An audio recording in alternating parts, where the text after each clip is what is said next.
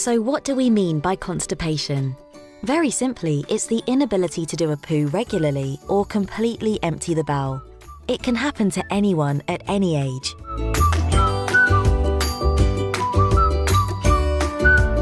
Signs of constipation might be a bit confusing.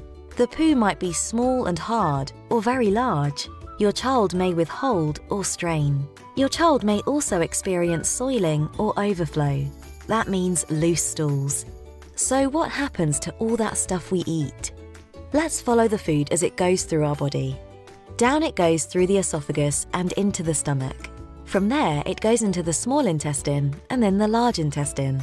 The intestines work hard to absorb all the goodness from the food, leaving behind the waste, better known to you and me as poo. The poo then moves into the rectum, which is the lowest part of the bowel. Some clever stuff then starts to happen as the nerves of the rectum stretch, sending a signal to the brain to tell us it's time to do a poo.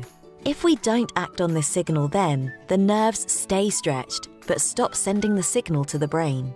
If this happens to your child, then they no longer know that they need to poo. This is where the problems start. The longer the poo stays in the intestine, the more fluid is absorbed, and the poo becomes harder and drier and bigger. This constipation can mean your child might feel bloated and have a painful abdomen. Meanwhile, stuff is still making its way through, and sometimes liquid can find its way around the blockage and seep into pants, making you think your child has diarrhea, when in fact they are just constipated. Now, here's an interesting chart to share with your friends. It's the Bristol stool chart and shows the different types of poo. Can you guess which is the best type? Well, number 4 is the magic number here. That's the healthy type we're looking for. Again, best advice here is to see your GP to discuss medication and a regime to manage your child's constipation. So what can we do to prevent constipation? Well, healthy exercise always keeps things moving nicely, and as ever, watching what we eat is really important. Just the usual stuff, plenty of fruit and veg, and food with a high fibre content like porridge, Weetabix, or wholemeal pasta. Again, keep those drinks coming. Don't forget the 6 to 8 a day. Not too much milk though, 2 cups a day is plenty. A healthy toilet routine is vital to keep everything in order on the bowel front. The best time to go is about 20 to 30 minutes after a meal.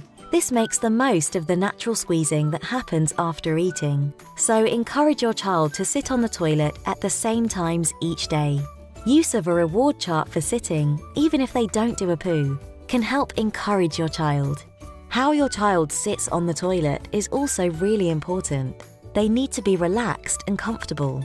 Think about a stool for their feet, as this gets the knees higher than the hips, making it easier to poo. There's a few tricks to get your child to relax on the toilet if they find it difficult. Laughing and blowing are great, so don't be afraid to turn it into a bit of fun with party blowers or bubbles to get the tummy muscles working. So remember, try not to worry. Be patient and don't get cross. They're not doing it to annoy you. Work with your child and keep them involved in the process.